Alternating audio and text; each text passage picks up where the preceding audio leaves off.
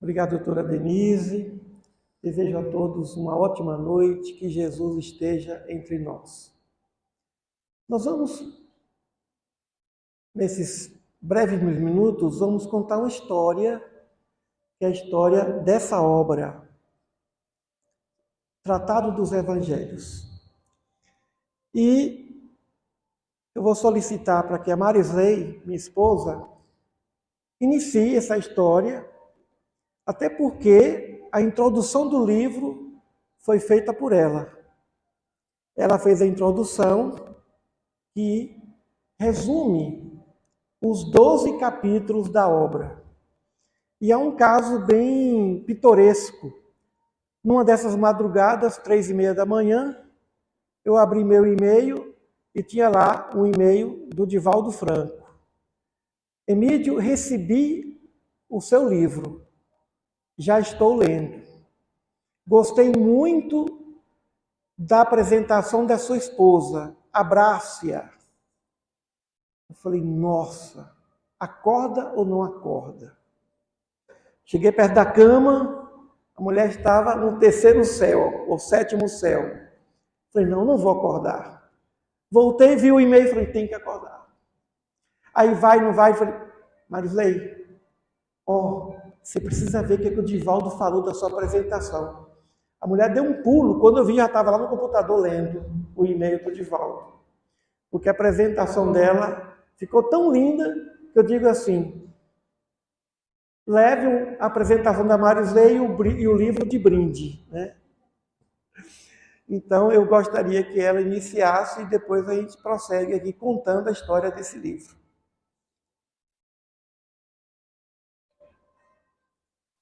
Obrigada. Irmãos e irmãs, boa noite. Boa noite. Bem com vocês? Bom, estamos nos aproximando, né, das celebrações do Natal. Bom, a apresentação do livro, que eu chamo de Caminho do Tratado dos Evangelhos, de certa forma foi um estudo que eu fiz a partir de Mateus, Marcos, Lucas e João, onde eu apresento a forma como esses evangelistas escreveram. Qual foi o método científico utilizado, quais foram as estratégias que cada um utilizou para trazer a mensagem do Cristo, a sua biografia. Mas o Tratado dos Evangelhos de Emídio, nós somos casados há 33 anos. Aliás, hoje, dia 18, nós comemoramos 34 anos que nós nos conhecemos. Então, nós comemoramos mais no dia de hoje do que aquele do nosso casamento. Foi um encontro fantástico, né? Bom, vamos lá. Meus irmãos, o Tratado dos Evangelhos vem sendo escrito por Emídio já há quase 20 anos. Ele fala que é 18, mas quase 20. De certa forma, toda a mensagem do Cristo, analisada, interpretada à luz da doutrina espírita, a partir da harmonização de Mateus, Marcos, Lucas e João, é um trabalho muito. Eu poderia estar aqui a noite toda falando sobre os capítulos, resumindo para vocês, mas eu não farei isso porque vocês terão o livro, certo? Mas Kardec pergunta, quem é o nosso modelo, guia e mestre para a nossa evolução? Quem é? Jesus. Quem é o nosso GPS espiritual? Jesus. Podemos pegar outros caminhos, mas o nosso caminho é Jesus. E o Tratado dos Evangelhos nos aproxima de Jesus. Emmanuel nos recomendou que nós nos aproximássemos de Jesus. Que nós desenvolvêssemos afeto por Jesus e estudássemos Jesus. Porque Ele é o caminho, a verdade e a vida. O que estamos vivendo hoje, podemos escrever, o que estamos vivendo hoje é uma forma de. O que estamos vivendo hoje é, de certa maneira, um atentado à nossa família. Eu até gaguejo como falo. Porque hoje os nossos filhos estão dentro dos quartos, mas estão com os celulares ligados, na verdade. Os computadores. Então, de alguma forma, se nós não cuidarmos a nossa família, a nossa casa, a nossa vida com o Evangelho de Jesus, nós deixaremos brechas para que os nossos irmãozinhos menores, menos esclarecidos, interfiram na nossa jornada evolutiva. Então, o culto do Evangelho do lar, feito semanalmente, não é por acaso. Quem aqui faz o culto toda semana? Hoje. É suficiente? Não. Precisamos também disso aqui, profissão de fé. Precisamos frequentar a casa espírita. Frequentar este tempo de oração, de esclarecimento, de proteção, de cura, de iluminação. Precisamos disso. Precisamos fortalecer e formar essa corrente dentro dos nossos lares e também com os nossos irmãos. Porque é na convivência que nós vamos evoluir. Então, fazer tudo do Evangelho no lar, preparar a água no horário fixo, fazer a oração, em casa a gente faz a oração inicial, nós fazemos as leituras e eu faço a oração final, depois tomamos a água purificada, né? Assim, pontos indiretas que nós passamos para os nossos filhos no momento do culto do Evangelho no lar. Muitas vezes a gente fala uma coisa, não escuta, não é verdade? E a mensagem vem justamente do culto do Evangelho lá.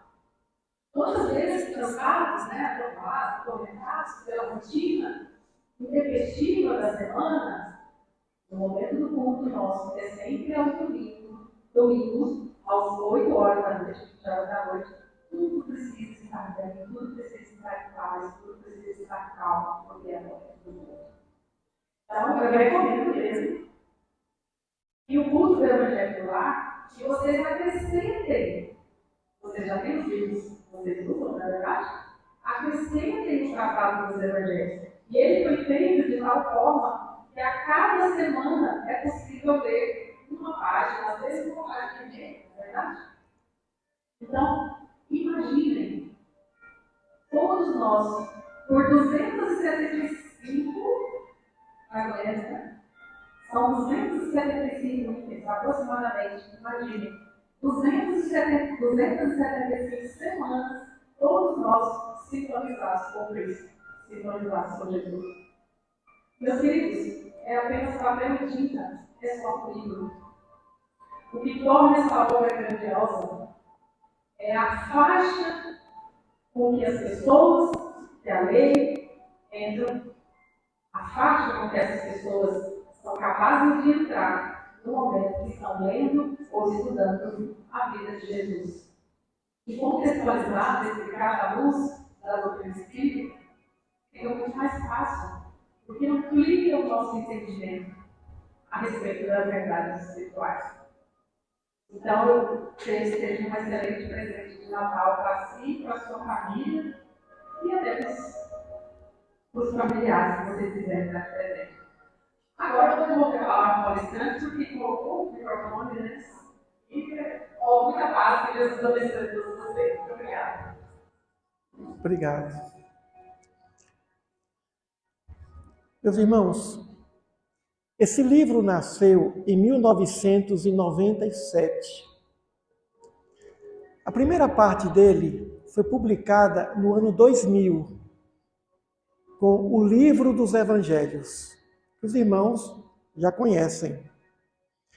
O Livro dos Evangelhos resume os evangelhos de Mateus, Marcos, Lucas e João num só.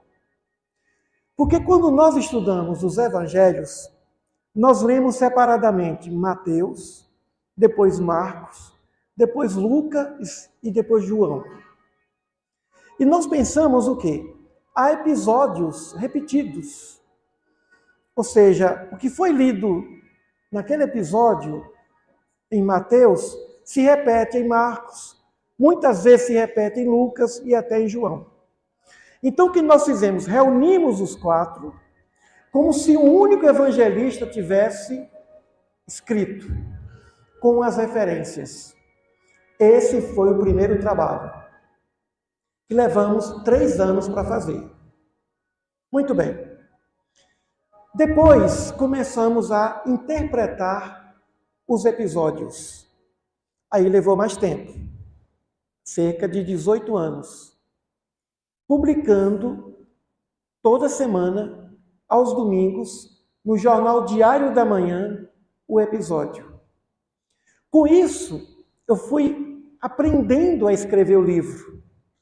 Aprendi a escrever o livro com a linguagem clara, objetiva, jornalista, todo domingo. Eu passava a semana pensando, sábado e domingo pesquisando e escrevendo para entregar o jornal até quarta-feira.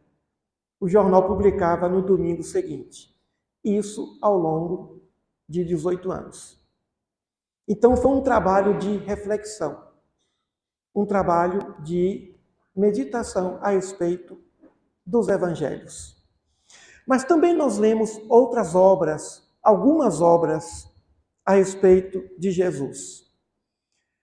E de tudo que nós já lemos, nada superará Mateus, Marcos, Lucas e João, chamados de evangelhos canônicos. Muito bem. Estudando os evangelhos, aprendi a respeito da vida de Jesus.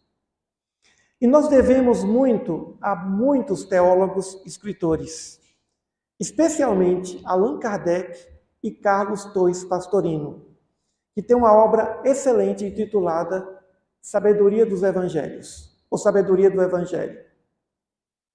Uma obra com 8 volumes, um trabalho teológico maravilhoso que se encontra na internet em PDF.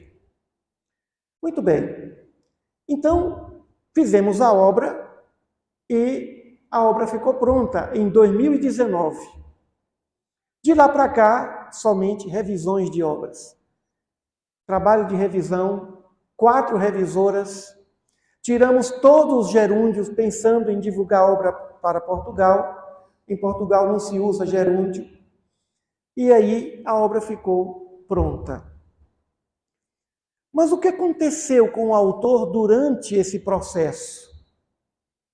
O que aprendemos com Jesus? Cada parábola, por exemplo, ela pode ser interpretada de diversas formas. Pelo menos 10 interpretações por parábola. É possível que cada episódio que está na obra pudesse ser um exemplar, um livro. São 277 episódios. Cada episódio daria um livro, só para se estudar a respeito do episódio. Mas o que o Evangelho faz conosco? Eleva a vibração, a sintonia, a frequência dos nossos pensamentos.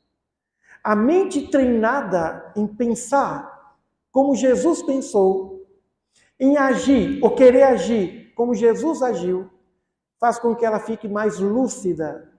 O espírito não tem medo e não tem dúvidas do qual caminho a seguir. Respeitar os direitos naturais do outro. Não causar dano material ou moral a quem quer que seja. O Evangelho aclara a mente. Ele elimina qualquer tipo de dúvida, de medos. Estudar Jesus é elevar o padrão vibratório do ser. E com isso, curar enfermidades difíceis, cicatrizes da alma, cicatrizes que o espírito carrega há milênios, há séculos. Jesus continua a curar através do Sermão da Montanha, através dos seus exemplos de curas, do seu comportamento ético, do seu comportamento de etiqueta. Ou seja, é uma educação integral. Quando concluímos a obra, pensamos, e agora o título do livro? Qual o título do livro? E veio a inspiração. Busque o título dessa obra na bibliografia de Santo Agostinho. E lá tinha Tratado sobre o Evangelho de São João. Eu falei, pronto, é o título da obra. Foi publicado o livro dos Evangelhos, agora será o estudo dos Evangelhos, o tratado dos Evangelhos. A quem se destina, ou a que se destina essa obra? Aos lares. Claro que tem centro espírita que já introduziu a obra no seu núcleo do estudo dos Evangelhos. Evidente. Mas a obra é para o culto do Evangelho no lar. Não é para substituir o Evangelho segundo o Espiritismo. Porque o Evangelho segundo o Espiritismo é uma obra de consolação, de conforto espiritual. É uma obra que, Tratado dos Evangelhos, é uma obra que de forma clara, simples, conduz o indivíduo a estudar toda a vida de Jesus. Que não foi o propósito de Kardec ao publicar a Gênese e o Evangelho segundo o Espiritismo. Então, é para o lar. Agora que eu estou lendo a obra. Agora que eu estou lendo a obra. Mas como? Você não é o autor do livro? Pois é. Há uma diferença, meus irmãos, entre construir uma casa e morar na casa. Enquanto se constrói uma casa, o morador não desfruta da casa. Só depois que a casa fica habitável. Agora o livro ficou pronto. Estou lendo esse livro como leitor comum, no culto do Evangelho no lar, e em outras oportunidades, nas madrugadas, quando eu abro a casa e vou ler, para elevar a sintonia com Jesus. Então, esse livro é para o culto do Evangelho no lar. Com ele, o indivíduo, o leitor, vai conhecer toda a vida de Jesus. Não só alguns ensinamentos dele que ficam destacados na obra da codificação. E tem o índice, olha, essa segunda edição tem um índice remissivo de toda a obra completa. Tem a cronologia da vida de Jesus. Quem tem o livro dos Evangelhos e adquiriu o Tratado dos Evangelhos da primeira edição, pode se utilizar do índice do livro dos Evangelhos que se encaixa com o tratado. Muito bem, quando nós descobrimos o nome da obra, Tratado dos Evangelhos, veio uma outra inspiração. Santo Agostinho foi o diretor espiritual dessa obra. Porque ele é o responsável pela divulgação do Evangelho à luz do Espiritismo. Então, esse trabalho não foi um trabalho de um autor, de uma pessoa, de um pesquisador. É um trabalho dos espíritos. Só que depois que eu terminei a obra, eu me senti... Tem aquele programa Largados e Pelados, né? Eu me senti largado e pelado, agora tem congelado. Os espíritos se afastaram porque agora foram para outro projeto. Mas fatos inusitados acontecem desde março desse ano. A primeira edição esgotou em 2 meses. Essa é a segunda edição, que já está esgotada. O livro, a obra saiu da gráfica e já foram para os estados. Todos os estados brasileiros já têm esse livro. Todos os 27 estados. Já se encontra na Europa, na África, nos Estados Unidos. O livro já está avançando na segunda edição. Muito bem. E recebemos notícias dessa obra. Recebemos, por exemplo, de Alagoas, da Federação Espírita de Alagoas, pelo zap da Marisley, um comunicado de um irmão dizendo que há 8 anos ele teve um desdobramento espiritual e ele viu 3 livros, 3 capas de livros. Ele viu o primeiro e o segundo era o tratado, e o terceiro ele não viu ainda. Mas há 2 semanas eu recebi uma notícia. Um amigo nosso, presidente de uma casa espírita, foi até um supermercado fazer compras.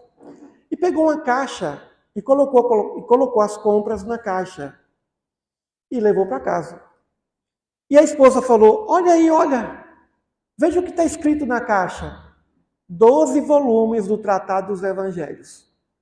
A caixa que sai da gráfica. Aí eu pensei, já entendi a mensagem. Se você parar de divulgar o livro, até as caixas vão divulgar o livro.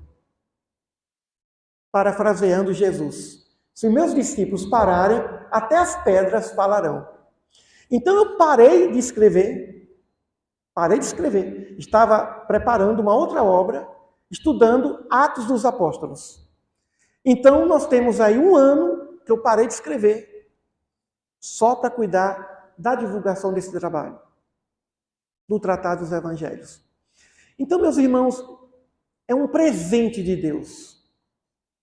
Esse trabalho é um presente de Deus.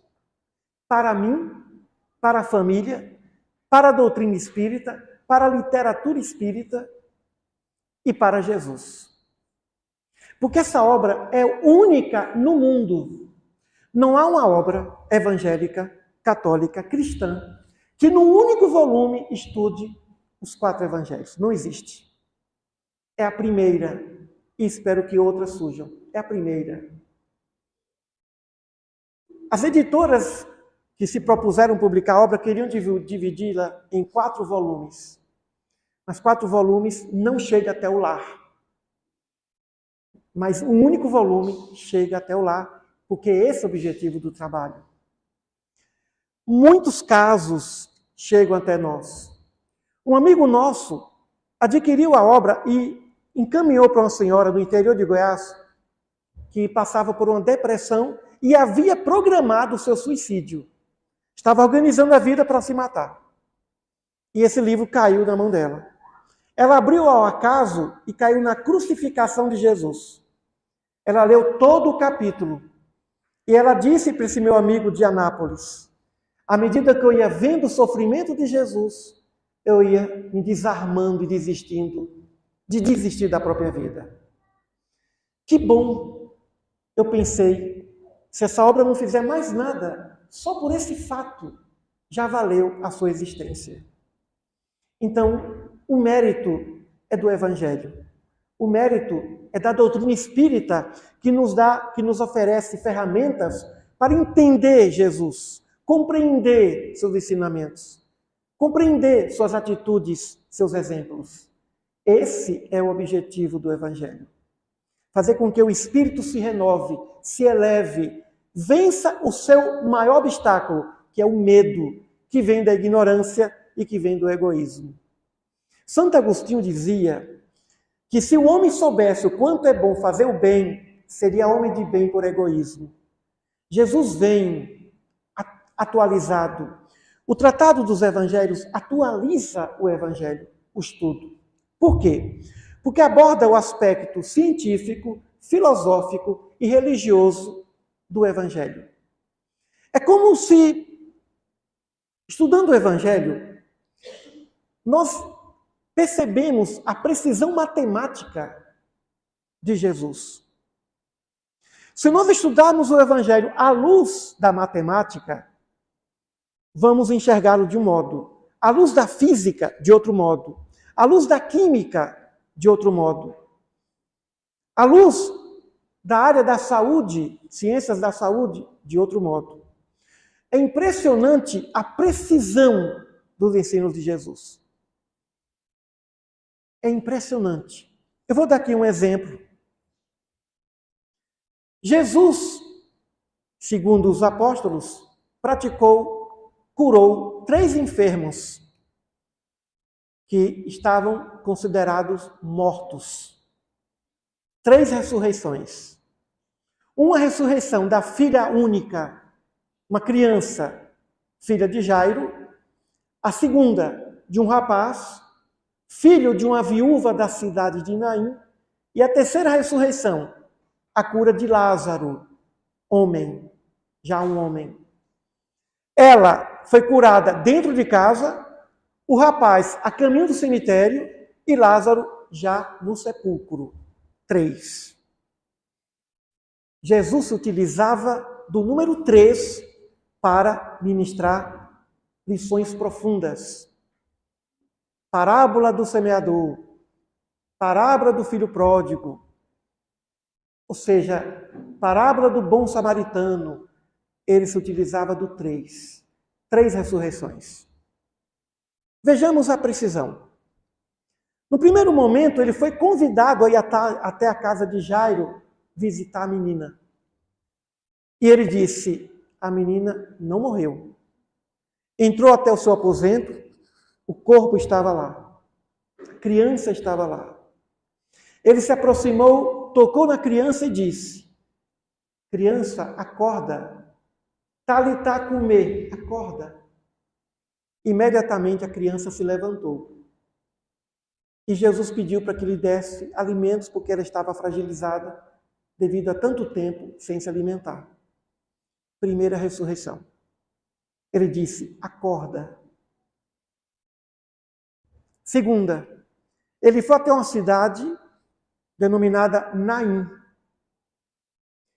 E viu um cortejo fúnebre, a cidade inteira acompanhando o corpo.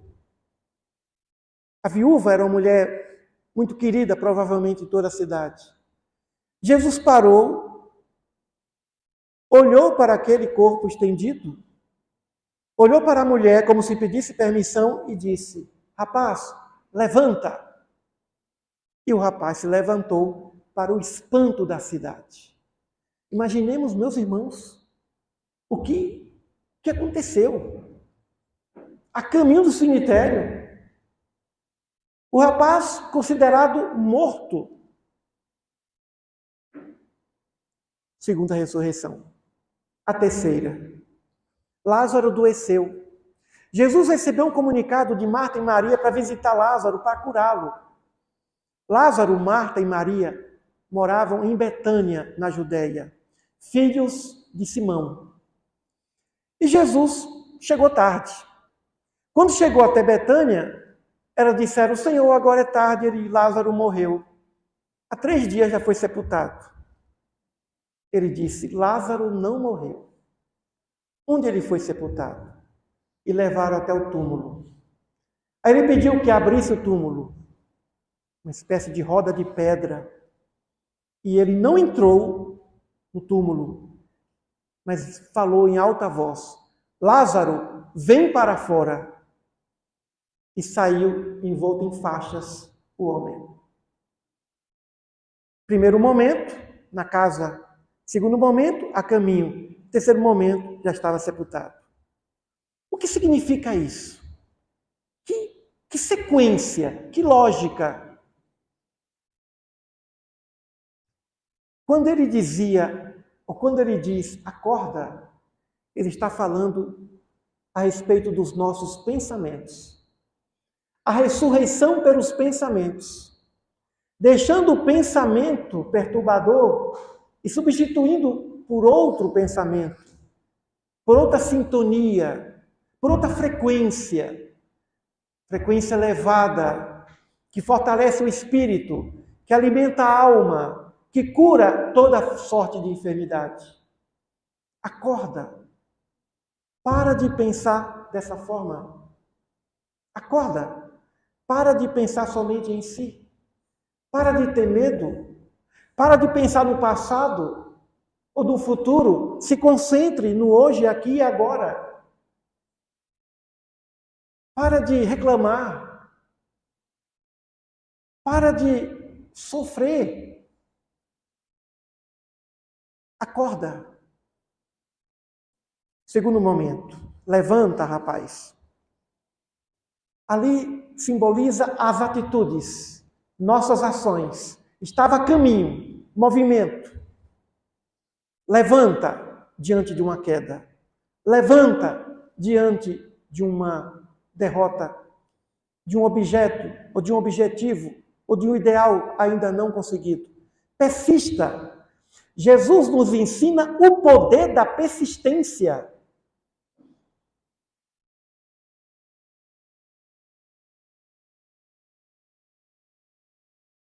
A persistência faz até Deus mudar de ideia. A persistência faz até Deus modificar os seus planos. Há uma parábola no Evangelho que tinha uma mulher que persistiu querendo que um juiz decidisse uma causa. Mas a mulher foi tão persistente que o juiz falou: deixa eu me livrar dessa mulher porque ela está persistindo demais. E resolveu o problema judicial da mulher. No Antigo Testamento, o rei Ezequias recebeu um aviso do profeta. Diz o Senhor: organiza a tua casa porque tu vais morrer. Ou seja, até para desencarnar, nós temos que estar com a vida organizada. O rei Ezequias estava doente, mas quando recebeu aquela revelação, mas rogou persistentemente a Deus: Senhor, não posso morrer agora, não posso morrer, mas ali, ó. Persistiu tanto que o profeta voltou e falou: olha, Deus mudou, ele vai te dar mais 15 anos. E Ezequias viveu mais 15 anos. Só que o rei Ezequias foi um rei maravilhoso, educado, generoso, justo. Mas muita gente se aproveitou dele. E o rei Ezequias abriu as portas para o inimigo, que depois se aproveitou da sua boa vontade. Jesus nos ensina que quando nós queremos uma coisa, persistimos nesse pedido, somos sinceros nisso, acontece. E a oração da fé salvará o enfermo. Pedi e obterás. Busca e acharás. Mas tem que buscar persistentemente. Então, levanta, rapaz, diante do estacionamento espiritual. É assim mesmo. É prosseguindo. O resultado desse trabalho foi persistência. Mas é lógico que veio a motivação. Publicar toda semana no Diário da Manhã foi um elemento motivador. A gente precisa de motivação para persistir. Motivação terrena, motivação espiritual. Então, diante das nossas atitudes danosas, prejudiciais, levanta, não olha para trás. E a terceira ressurreição. Lázaro já estava sepultado. Simboliza os nossos hábitos, os nossos maus hábitos. Vem para fora. Os nossos hábitos danosos, que transgridem as leis divinas, a lei natural, que causa estacionamento, dores morais e físicas, nós precisamos sair da sombra dos maus hábitos. Mas não se combate um hábito, se combate um hábito com bons hábitos. Tem que primeiro abrir o túmulo, tirar a roda de pedra, deixar o sol entrar e sair dali. Jesus não disse: levanta, Lázaro, acorda. Não, vem para fora. Diante dos nossos hábitos perniciosos, egoístas, que nos causam sofrimento e sofrimento aos outros. 3 ressurreições. A precisão do Evangelho é matemática, lógica, precisa. E precisamos aprender a pensar como Jesus pensava. Aprender a raciocinar como Jesus raciocinava. Aprender a agir como Jesus agia. E de uma forma, por exemplo, persistente. Não desistir até conseguir. Perseverar. A não ser que o indivíduo perceba que há uma determinação divina para que não chegue até aquele objetivo. Você pode mudar de objetivo, mas não pode desistir de prosseguir com o objetivo. Persistência, perseverança, fé, amor. A grande lição do nosso mestre é amor. Quem ama não desiste. A mãe de Santo Agostinho não desistiu do filho. E por isso ele se tornou doutor da igreja, se tornou um grande divulgador do Evangelho, principalmente agora com a terceira consolação, ou seja, com o Consolador prometido por ele, o Espiritismo. Então, meus irmãos, são muitas alegrias que nos reservam o Evangelho de Jesus. através da leitura, nós elevamos nossas imaginações. Muitas vezes eu escrevi essa obra imaginando, buscava textos para me inspirar e não encontrava. Então me imaginava na cena e voltava em lágrimas e encontrava verbo para escrever o que eu sentia. Então, que o Evangelho possa nos renovar a partir de agora, 2024. Que nós pensemos assim, como Jesus quer que eu haja? Como Ele faria se estivesse em meu lugar? Qual o melhor caminho? Como eu dou conta disso ou daquilo? Tudo é possível. E foi essa mensagem do anjo Gabriel a Maria. Para Deus, tudo é possível. Não há impossibilidade. Então, em alguns momentos, vamos dizer para os nossos sentimentos e pensamentos, acorda. Em outros momentos, levanta. Em outros momentos, sai dessa. Sai desse túmulo. Sai dessa faixa. Sai desse hábito. Vem para fora. E é o momento de nós sairmos dos nossos maus hábitos. Então, eu agradeço muito a nossa presidente por essa oportunidade. Há muito tempo que eu queria estar aqui no Ramatiz para falar, dividir isso. Uma coisa é colocar o livro na livraria. Outra coisa é chegar aqui e fazer com que não seja apenas um livro, mas uma semente. Eu agradeço muito estar aqui.